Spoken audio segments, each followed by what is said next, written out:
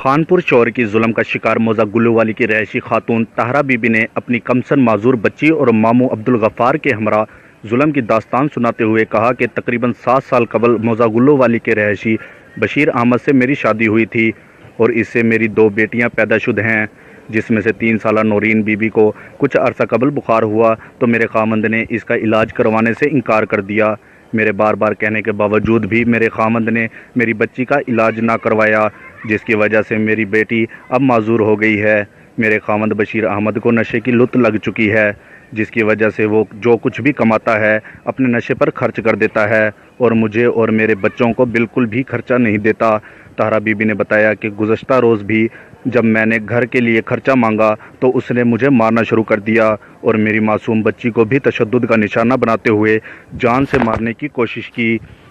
Tahira be be نے D P او رحیم یار خان سے تحفظ فراہم کرنے کا مطالبہ کیا ہے۔ کیمرہ مین ملک عمران کے ساتھ نعمان مغل، خانپور۔